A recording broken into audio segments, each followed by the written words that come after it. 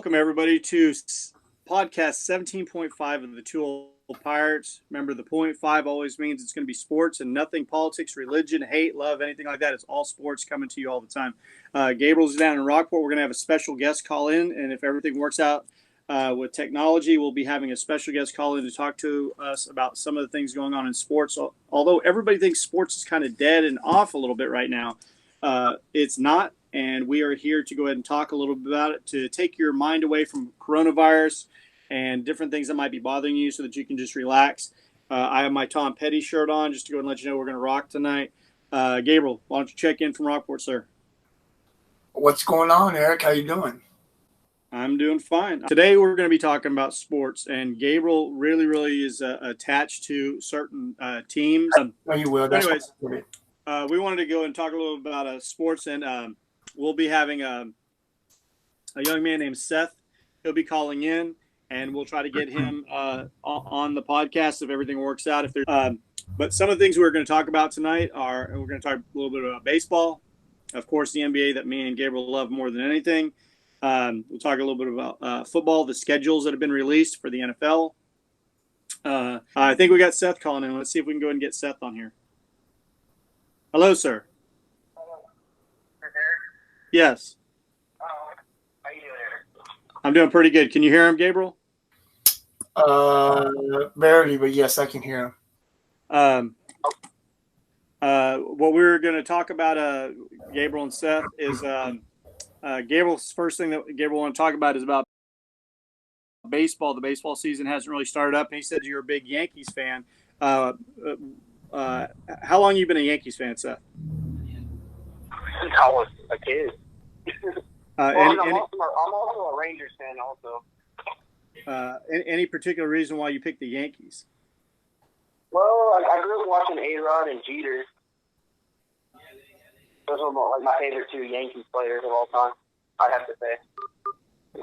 So is more or less what was on TV and kind of popular. You don't remember the Reggie Jackson or the Mickey Mantles or any of those? Yeah. Well, I remember them, but I just didn't know much about them when I was little.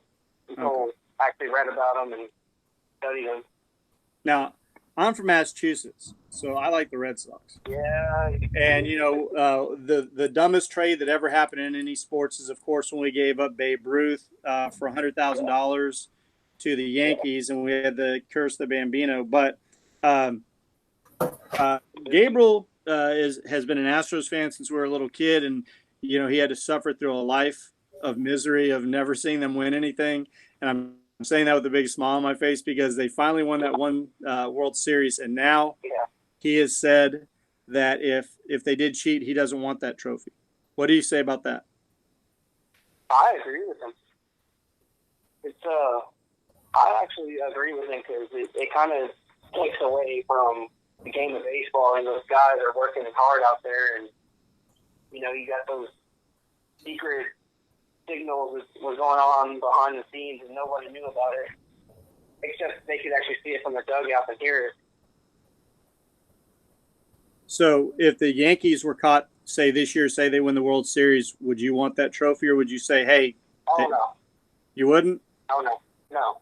So what if I was to tell you that all those World Series that they have, far more than any other baseball team, that they cheated on all of them? Just because I hate the Yankees. Well, I mean, that's a tough one because I really don't know. No. I'm playing with you, Seth. I'm just trying to say I hate the Yankees, so they had to have cheated to win. So, Gabriel, since Seth would not accept it, you would not accept it, I would not accept it. We're three different individuals. We all seem to have, a moral ground instead of just saying just win. But tell me how it felt, Gabriel, when you first saw them win the championship and then after you heard the allegations. Well, we were real close, with the Yankees for a while, and the team was getting better. We were drafting, and we had some young players, but potentially I knew that we would be in the playoffs. I never thought that we would win a World Series that quick. But when we got there the year before, we were close, and then when we beat the Yankees, then we went on to play the Dodgers, and we won. I mean, it was great because I remember when Clemens and Pettit, we had brought them over from New York.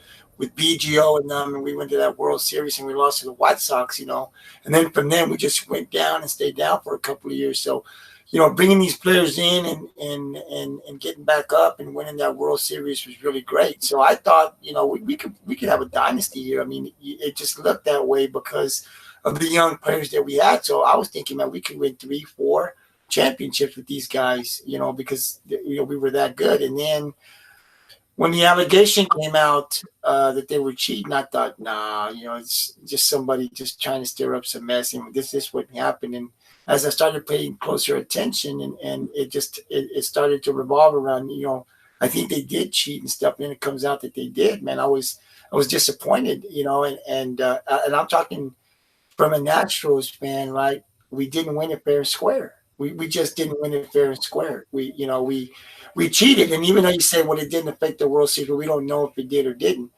We had an advantage over the other teams. We did, because it's like I've told you before. You have great hitters. Jose Altuve is a great hitter. He's not a good hitter. He's a great hitter. If he has an advantage and knows what pitch is coming next, he's going to knock it out. And he had that advantage. And he had that advantage over other great players who didn't have that advantage. So that's slight advantage. It just gives us the edge. 1 point here, 1 point there. So even though we can't say, the cheating had an effect on it, we can't say that we won without cheating. So as much as it pains me to have to say this, I don't think the Dodgers should get it either. I just the Astros should get. We can't claim something that has been proven that we cheated to get. So the problem that I had was the tip of the iceberg was that pitcher who had pitched with them, and then he went out to like California or something, right? And he's the one who made the first statements, and all these Astro fans were coming to me like, dude, this guy's a snake. He's a snitch. He's a rat. You can't believe him. He went to another team and stuff. And I was like, kind of like, maybe he's just a butthead or something like that. But, those same people that were like, it's completely untrue. It's one guy. He's saying whatever he wants and stuff. Those are the same people that now it's come out. Yeah, for sure it happened. They're like, well, it's not that big of a deal. I mean, we still won the World Series. So they went from never could happen. One guy, he's a rat. He's this, he's that, to, okay, it might have happened, but it doesn't really matter because we got our trophy. Seth, your team, the Yankees, of course, they're restocked and reloaded, and of course, you've always got the Astros. Out of the teams in Major League Baseball, besides the Yankees and the Astros, do you see any other teams that could be challenging in the Eastern, the American League or the National League? I've actually been looking into it. The Phillies. They've actually really stockpiled some good, intriguing free agents and stuff, so that they might be, not going to say that they're going to be tough, but they might be a contender in there. And also, you have to think about the current World Series champs, the Nationals. They can make it back in there and make another run themselves. Gabriel, next things you want to talk about? I actually don't think that the Nationals will make it back to the World Series. I think they were one and done. And I think that's why they were a good team.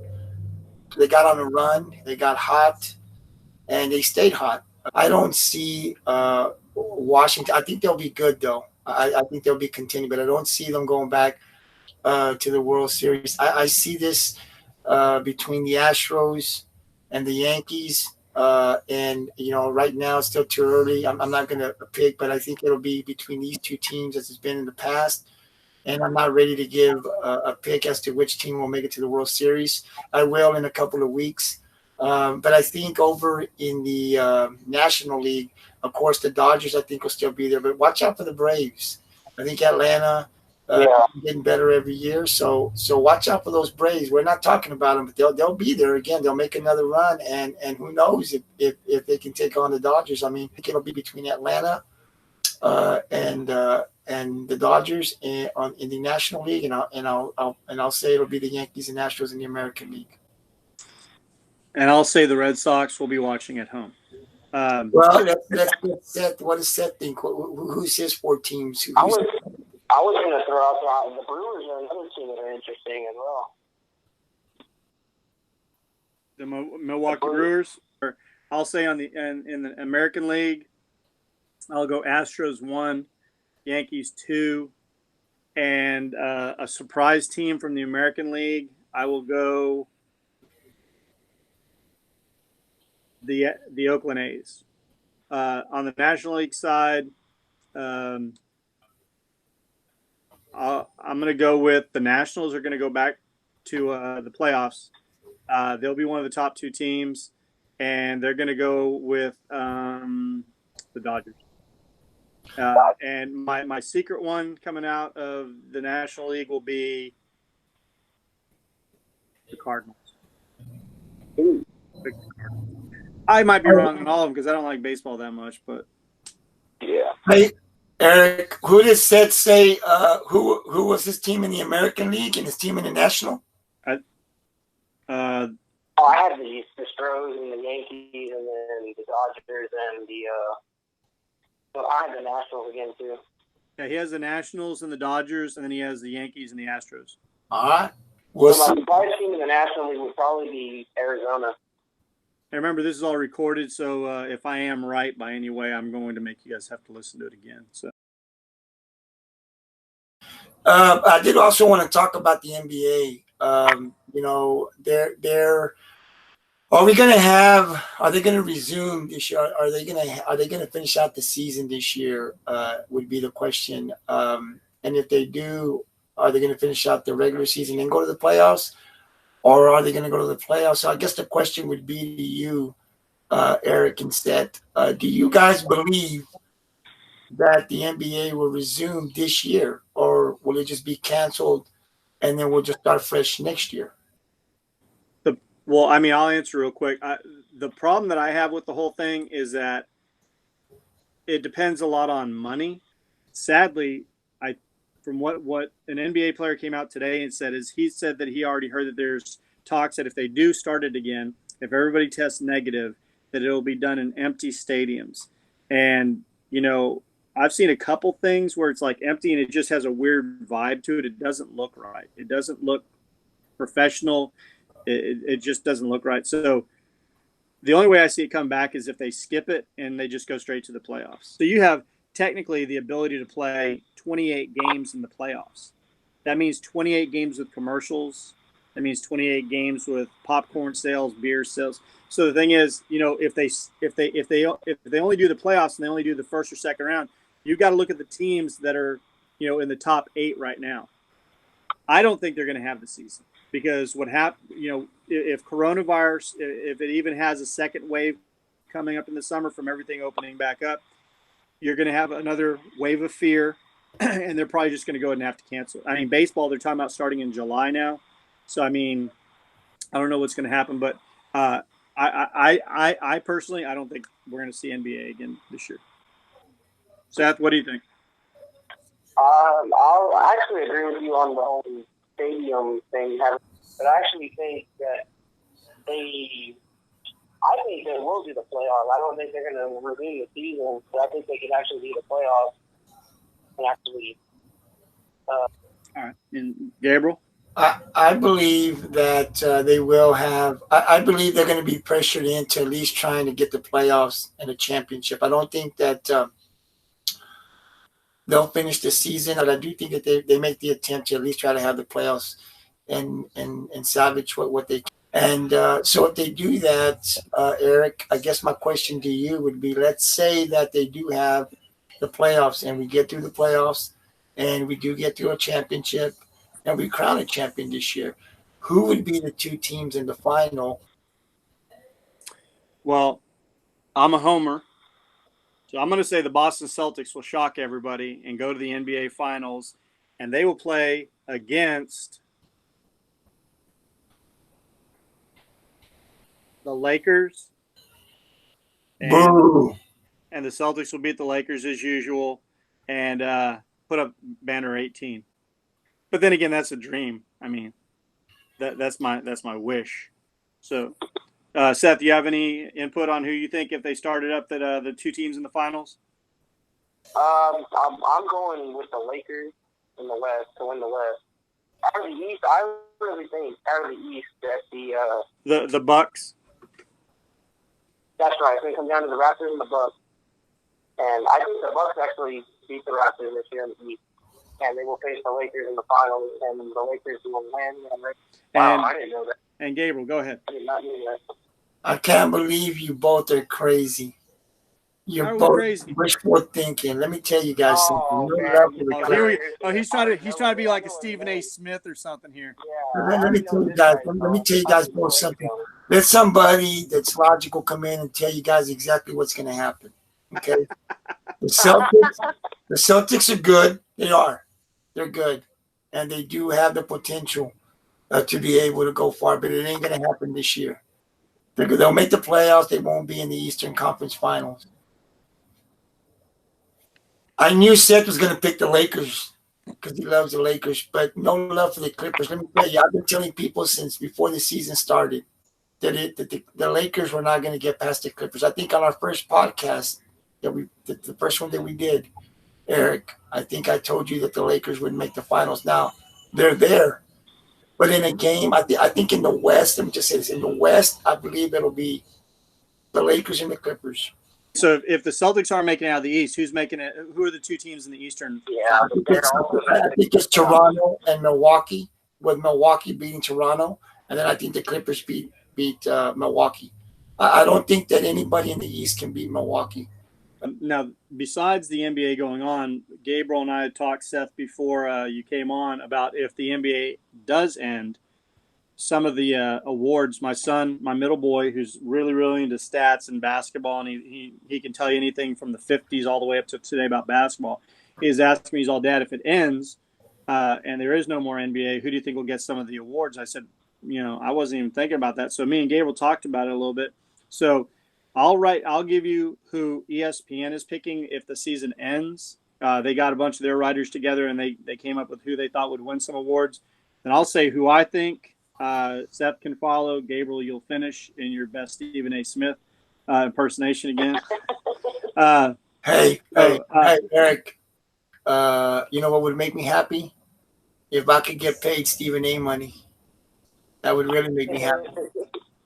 I agree with you on that. Well, you just have to act over the top. You just have to act crazy because that's not how he really is.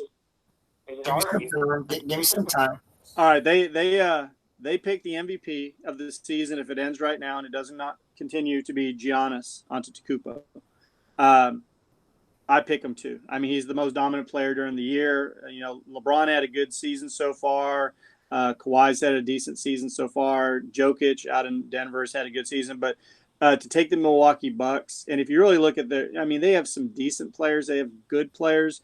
But when you see them at 53-12 when it stopped, they have the best record in the league. It's because of one guy, and it's Giannis Antetokounmpo. So I would say if it ends, he's got to get the MVP. Seth? I mean, he was the best player before the coronavirus and the run they were on, and just the stats that man was good enough. Okay, so he said Giannis also. And Gabriel, who do you got? Well, I think Giannis will win it, but I think LeBron. You could definitely make an argument. Look how old. His age. He really bounced back from last year, and the Lakers. I mean, to be where they're at, I think they've got the second best record when it ended in the NBA, behind Milwaukee. And that's just LeBron, but I think you have to give it to Giannis just because he's been consistent, and I think he's just probably the best basketball player we have in the NBA right now. For Rookie of the Year, ESPN said Ja Morant, who plays for the Grizzlies, Memphis. I've been watching him all year. That's my middle boy Grant, the one that I've been talking about. That's his favorite team, and I was really impressed with this young man. He's the real deal. He's a really good basketball player. Plays on both ends. But they picked Ja Morant, and I was, before I even saw it, I had already picked Ja Morant that I'd give to him. So, Seth, do you have any idea about your Rookie of the Year? I will agree with you on that, Eric, because Ja Morant to me is the future point guard of this league. Like, that kid is doing some unbelievable things with that team, and just the way Memphis is building that team, they're going to be contenders, within 5 years. Like Stephen A., what do you have to say? Well, I'm going to stick with the ESPN pick. The kid's got some talent. I saw a little bit of his playing. And then the last one would be the most improved player, and it was a tie on ESPN. They picked Bam Adebayo. I believe he plays for Toronto. And Miami. Is it Miami? My bad. And then Jason Tatum of the Celtics. They split the writers, split the vote, and so 50% went to Bam, 50% went to Tatum. I would give it. I think Bam is an excellent player. The Celtic hat is telling me that it's Jason Tatum who gets it. He just went up another level. Okay, so Seth, do you have anybody that you would think would be the most improved player that they made a jump, that they got better? I was actually going to go with Tatum. Because Tatum really did improve this year. He's actually improved every year since he's been in the league. And hats off to Adebayo, because that man right there is shocking head right there in Miami, because he played outstanding as well. But I just think Tatum had that little bit edge over him. And Gabriel, do you have anybody? I'm picking Tatum. I mean, this guy is unbelievable. He's going to be a lot better than what we've seen now. The best years of Tatum are still ahead of him. So since we've been opening up the discussion, we'll let Seth take this one. Seth, we're jumping to the NFL now. What is your team? The Cowboys. Okay, so you and Gabriel are on the same. I'm a Patriots fan since I'm from Massachusetts. I've been following them since the 70s and stuff. So you can open up with the Dallas schedule. We're not talking necessarily draft or anything. We're talking about the 2020 schedule that came out and how you think that they'll end up. If you can give us their overall record that you think they'll have and possibly how far you think they might go if they make the playoffs. Oh, okay. I'm going to say they get either 11 or 12 wins this year. Okay, so 11, 5, 12, and 4. Yeah, there's one game on that schedule that has me at ease, and it's against Lamar and the Ravens. And that game can go either way. And I love what Dallas has had a great offseason by hiring Mike McCarthy and bringing in all the acquisitions from the draft that they brought. And I think this team is really going to push it over the level, and they're gonna dominate the NFC East this year. Gabriel, how do you feel about that? Well, I'm not ready to give what the record's going to be, but I'm really happy about the McCarthy hire. The CeeDee Lamb pick, I think, really is going to get that offense. They're going to be better than they were last year, and I think that offense is going to be explosive. I think they're going to win games even when they don't have their A game on. I think they're going to win. So I'm not ready to give a record, but we're going to make the playoffs, and I think we're going to meet the San Francisco 49ers in the NFC Championship. And I'm really excited. Every year we say we're excited, but this is really a good year, and we should go deep. Like I said, in the playoffs, I anticipate that we'll be playing the 49ers in the NFC Championship, and maybe we'll beat them and go to the Super Bowl, but we'll get at least to that point. But we're going to have a good season. What I find ironic, before I talk about the Patriots, is if you notice there, Seth, and for those of you that will be watching this, Gabriel is a Cowboys fan. He did not want to say what record they would have, but by the end, he's talking Super Bowl. And this is what drives us Cowboy haters crazy, because it's like, that's why I didn't say anything about the playoffs. They got new cleats. They're going to win the Super Bowl. They ordered pizza. They're going to win the Super Bowl. So what happens is Cowboy fans know that they have those 5, Lombardi trophies, and they've been waiting for one since 1996. So what happens is anytime that there's something good that happens, instead of just saying, I hope we do really well and the sky's the limit, Gabriel right there showed it's in his DNA that it had to slip out a little bit like, And we get the Super Bowl, and it happens to fall out because they have the talent, they have the ability to do it, and every single year they get teased. Basically, they're basically the guy who goes to the strip club and gives money away to somebody who's not going to mess with them or sleep with them, and then he has to go home by himself. Not like your Celtics, you're talking about your Celtics kind of getting in. You like to see them in the NBA champion. I mean, they're probably not going to be Milwaukee, but that's your team, and you've got to wish and you got to hope that they get there. So I'm hoping that the Cowboys get there, but I don't know if they can beat the 49ers. All right, so we'll go to the Patriots now, and I'm going to tell you easily. I think at best they'll go 8-8. Come on now, 8-8, come on now. You see, come on. Hey, when it comes Have to you seen their stuff like schedule? Have you seen their schedule? it's the hardest schedule in the league. It's the hardest schedule in the league. I'll tell you what. Why don't you put it up right now? Put it up on your screen, and let's go game by game. So let's see if we get to 8-8. Come on. All right. Let me go to the Patriots. Okay, first game at home versus the Dolphins. Now, you're not talking about Brady. There's no Gronk. You got Stidham, Start week 1. and you've got Edelman, and you got Sony Michel, and you lost 2 of your 3 linebackers, and 2 of your cornerbacks are in their 30s now, like 33. And then you got a safety in the 30s. Yeah. So they might win that. It's 12 o'clock afternoon game on CBS. So we'll start out 1-0. The Patriots won their first game. Stars, I think they lose. So do I. But let's just say they win. All right. Then they go up to Seattle. They're going to lose in Seattle. Then they play in Las Vegas against the Raiders. Don't know what the Raiders are going to give us. It's a new thing. So let's just hypothetically say they somehow win that game. They're 2-1. Then they play Kansas City. Get blown out. 2-2. Then they play the Broncos. They could possibly win that. 3-2. 49ers. Hold on. They ain't going to beat the Broncos. Remember I said. Who's the Broncos quarterback? I'm just telling you, they ain't going to beat the Broncos. It's at home against the Broncos. You got to see who the Broncos just put out there first year loss. They got some weapons now. Okay, so we'll even give them the loss here. We'll say they're 2-3. Okay, 49ers. Are they going to beat them? No. 2-4. Bills going to beat them? No. Nope. 2-5. At the Jets. I think we can beat the Jets. That would be 3-5. Then they play the Ravens. They're going to lose that. 3-6. Texans 3-7. Cardinals are better. 3-8. Chargers. They'll beat the Chargers.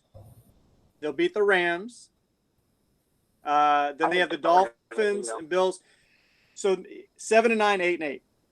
Yeah, I just want to get back to the Patriots. I think they said they'd get 6-10. I actually think that they're going to go worse than 6-10. We'll see. But said Captain Will, I bet him a case of Mountain Dew.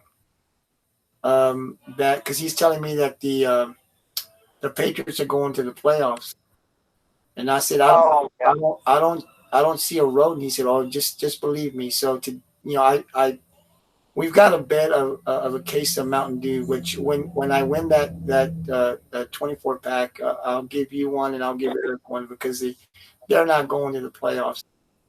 All right, so Gabriel, real quick in closing, do you have anything about the Jordan documentary? No, I know. I don't think Seth's looked at it. I know you haven't seen it. I just kind of want to touch bases.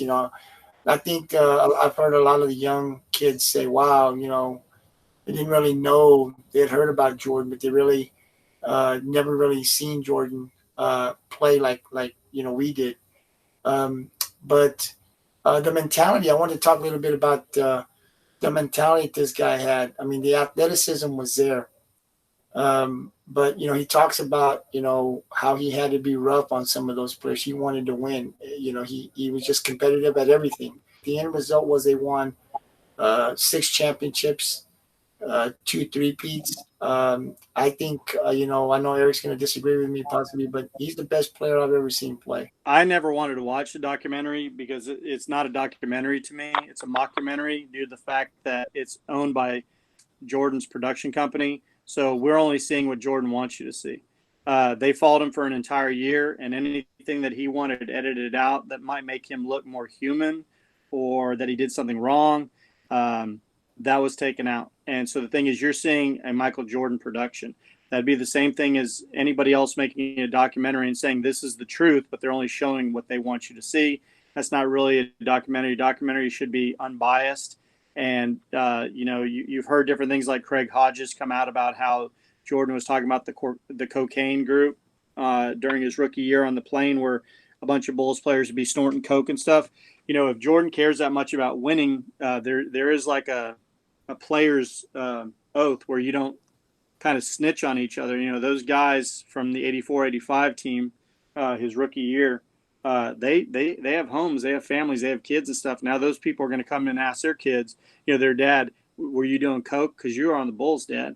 And they've got to sit there and either lie or say, yeah, I used to party like that, which that's not a real big thing in the realm of things. But the idea is, yeah, he put that out there about those people, but he won't put out about why was there a $57,000 check signed by him in a drug dealer's pocket when he was arrested in Miami. The guy was arrested and he was a drug dealer, and he had a check signed by Michael Jordan because he had lost $57,000 golfing that weekend. So he hung around with really shady characters, but he didn't want that in there. He didn't want that in there because that might make him look bad, but he'll talk about the other guys doing cocaine and stuff. So Jordan is kind of there's a dichotomy there. There's the be like Mike that we saw on TV with all the Nike commercials, Gatorade, McDonald's and stuff. And then like how you said, the win at all cost. The thing is, the win at all costs only goes so far. But when you start berating your teammates, slapping them, punching, doing all the stuff that you hear that he did back then, that's more selfishness, I think, than just wanting to win. It doesn't make it right, but he did apologize in that documentary. He came out and said he was wrong for punching Steve Kerr. He said that. He said I was wrong. I shouldn't have taken it out on Steve. And he said I apologize, for doing what I did to Steve. So it doesn't make it right, but he came out and he said that he was wrong. In the documentary, he said I shouldn't have done that. And I apologize to Steve. I was wrong for doing that. Well, the last thing I was going to bring in, I just found this out, is that Mike Tyson has now said he's going to come back to boxing. Now, yeah, I've been seeing that lately. He's in training. I've been watching. Now, the thing is, Seth, you're way too young to remember, but when we were 14 or 15 and Tyson was going up the ranks and he was like knocking guys out in the first round and stuff, he was like the first guy I'd ever watched in boxing that I was like, damn, this guy is just scary because, you saw Ali, you saw Larry Holmes, you saw all these different boxers that had jabs and they had long reaches so they could keep guys away from him. This guy was short, he was compact, and he had to get inside your arms to hit you. He could, if you kept him at distance with a jab, he wouldn't be able to do what he did, but he was so fit, so fast and so ferocious, he was just killing these guys. And I remember in 1988 when he fought for the combined world heavyweight championship against Spinks, and he knocked him out like in 90 seconds of the first round. I mean, I was just like, it was like who could touch him? And then of course, he got into partying, cocaine, doing a lot of different things that he shouldn't have done, stopped training as hard. And then Buster Douglas shocks the world. I remember I was going to college that day and it came on the radio. They said, Buster Douglas was like a 30-1 underdog.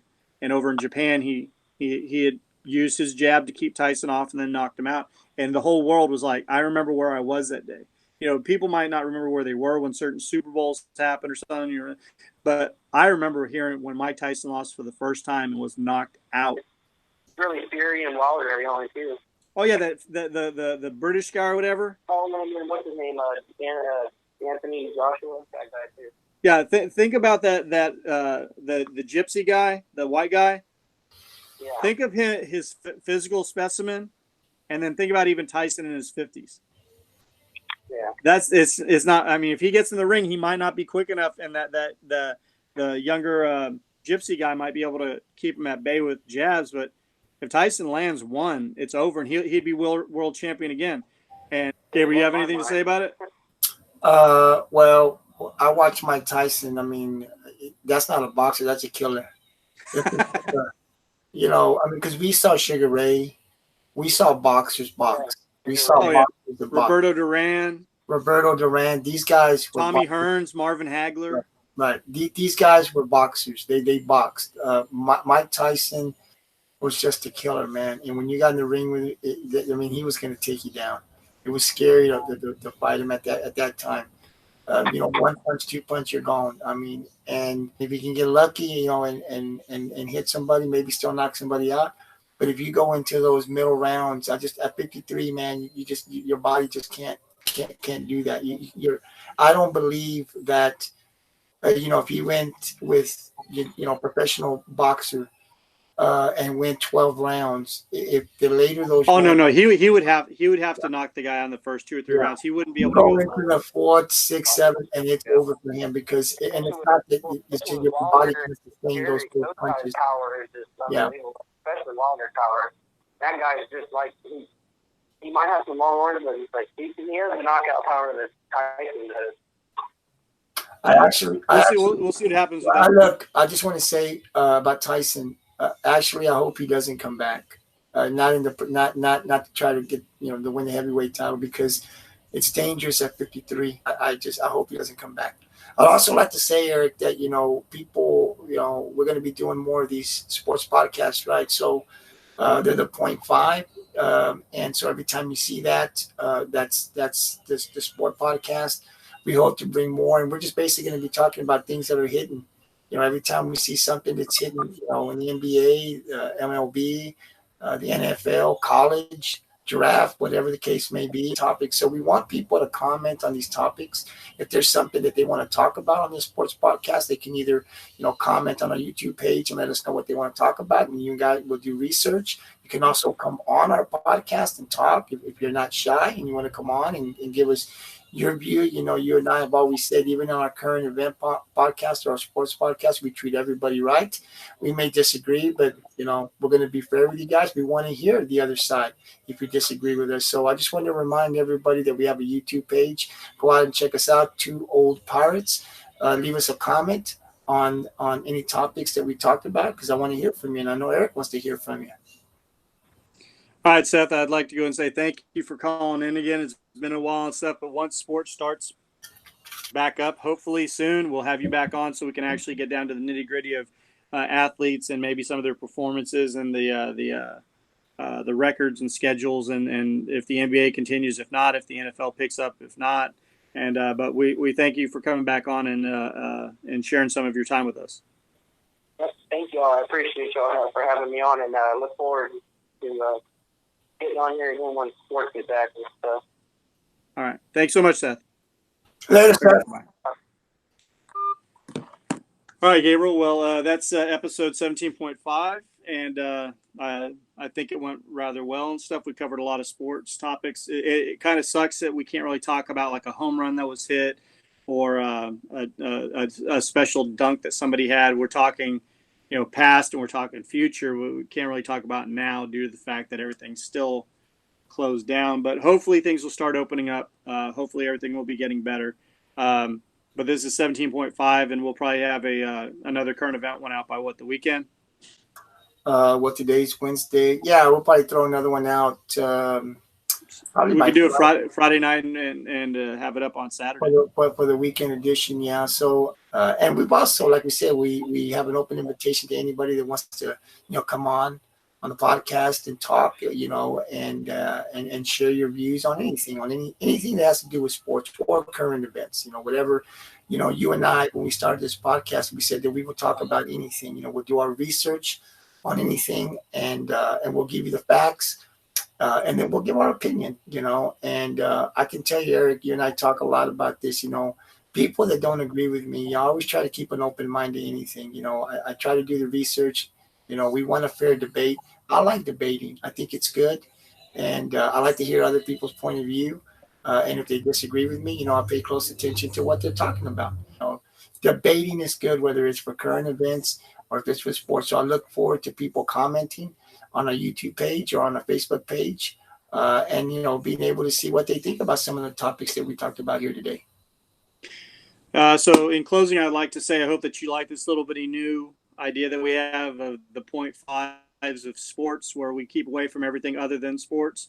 I hope that you enjoyed this. If you did, please comment, like, share, and subscribe if you're not a subscriber yet, Sally. We're pushing towards 300. We want to get to 300 maybe before the summer. But we appreciate your time and any effort that you put in to listen to us. We love you. We love our subscribers and we love our fans, all 2 of them. And and I just hope that you guys are doing great out there. And until podcast 18, we'll see. Have a good life. Be careful. Be safe. And peace. Peace out.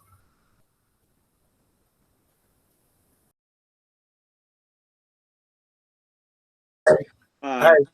Yes. When I talk, I can't see myself.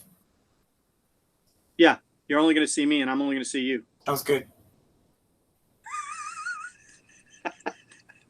We've only done this shit like 5 times.